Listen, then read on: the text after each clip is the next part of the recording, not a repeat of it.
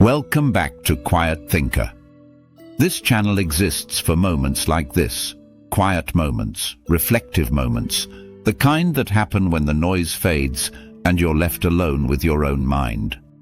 If content like this resonates with you, take a moment to like the video, share your thoughts in the comments, and subscribe to the channel. It helps Quiet Thinker reach others who need this space. Now, let's begin. If ego is the identity we defend, then thought is the engine that keeps it alive. Most people believe their thoughts without question. They assume that because a thought appears, it must be true. Because it sounds familiar, it must be reliable. Because it feels personal, it must be them. But thoughts are not facts. They are events. They appear. They linger. They disappear. And yet, entire lives are shaped by them. Think about how many decisions you've made because of a single thought that felt convincing in the moment. A thought about who you are. A thought about what others think of you. A thought about what might go wrong. Rarely do we stop to ask where thoughts come from. They arrive uninvited. You don't schedule them. You don't choose most of them. They simply show up, influenced by memory, conditioning, fear, desire, and repetition. If you truly controlled your thoughts, you wouldn't think things you don't want to think. And yet, you do. That alone reveals something important.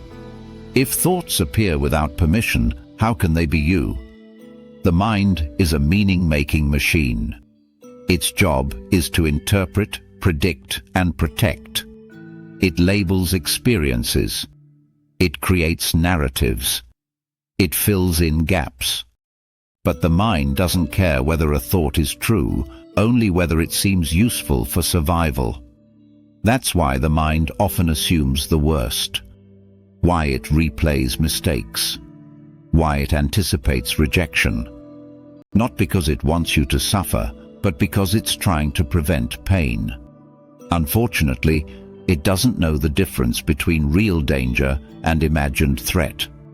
So it produces thoughts constantly. Some helpful, some neutral, some destructive. And most of the time, we don't notice this stream, we drown in it. The problem isn't thinking.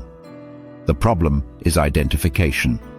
The moment you say, "This thought is me," you lose distance. A thought says, "I'm not good enough," and suddenly it's no longer just a sentence. It becomes an identity. A thought says, "This will never work out," and the body reacts as if the future is already decided. Thoughts gain power when they go unquestioned. But when observed, they weaken. Instead of engaging a thought, try simply noticing it. Label it quietly, thinking, not analyzing it, not fighting it, just watching. You'll notice something subtle but important. Thoughts lose momentum when they're not fed. They dissolve when they're not believed. The mind wants engagement. It wants reaction.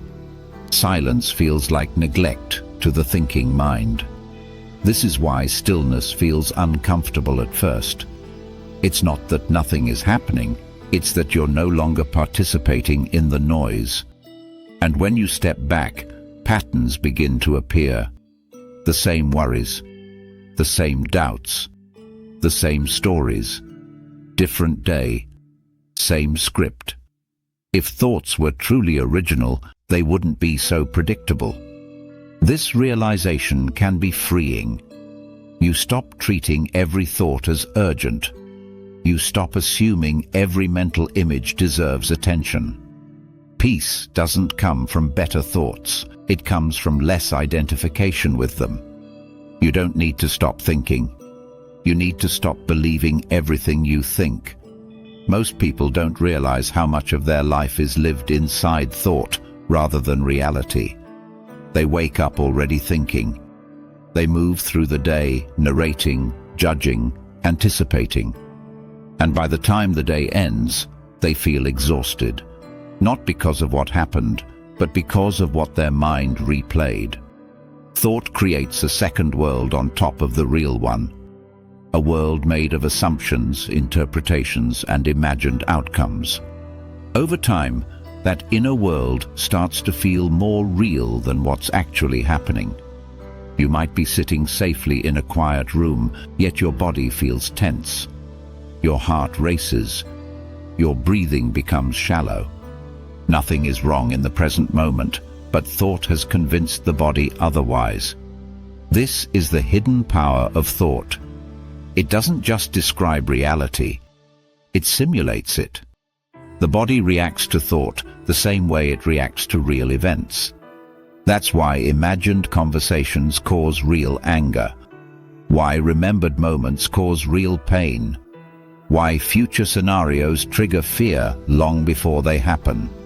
The mind doesn't live in time. It moves freely between past and future, dragging the body with it. And most of the time, we don't even notice. We say things like, "I'm stressed," "I'm anxious," "I'm overwhelmed." But rarely do we ask, what thought is being believed right now? Because stress is not caused by life, it's caused by resistance to thought. A thought says, "This shouldn't be happening." Another says, "I can't handle this." Another says, "What if this gets worse?" None of these are facts. They are predictions. And yet the body reacts as if they are already true. Awareness changes this relationship. Awareness doesn't argue with thought. It doesn't replace negative thoughts with positive ones. It simply sees. And seeing changes everything. When you notice a thought as a thought, it loses authority. It becomes just another sound in the mind. The problem isn't that thoughts exist. The problem is that we listen to them as if they are instructions. A thought says, "You're not enough," and we shrink. A thought says, "They don't respect you," and we react. A thought says, "You're falling behind," and we panic. Not because these thoughts are true, but because they are familiar. Familiarity creates trust, even when trust isn't deserved. The mind repeats what it knows. It reuses old material. That's why people feel stuck, not because life isn't changing, but because their thoughts aren't. New situations, same interpretations. New people, same fears. New opportunities, same doubts. Over time, repetition creates identity. I'm anxious. I overthink. I'm just like this. But these are conclusions, not truths. Thought creates labels, then convinces you they're permanent. In reality, you've never had the same thought twice. They only appear similar. Thought is movement, constant change. Yet something in you remains unchanged. The one who notices. You were aware of thoughts as a child. You're aware of thoughts now. Different thoughts. Same awareness. This awareness doesn't age. It doesn't panic. It doesn't judge. It observes. This is where freedom lives.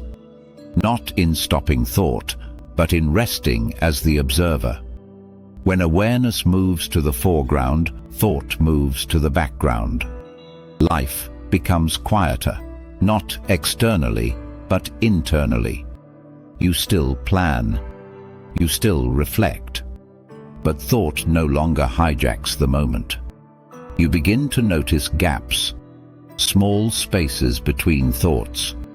At first, they feel unfamiliar, even uncomfortable. The mind rushes to fill silence. But if you don't interfere, those gaps widen. And in those spaces, something profound is felt. Ease, presence, a sense of being okay without explanation. This isn't emotional numbness. It's clarity.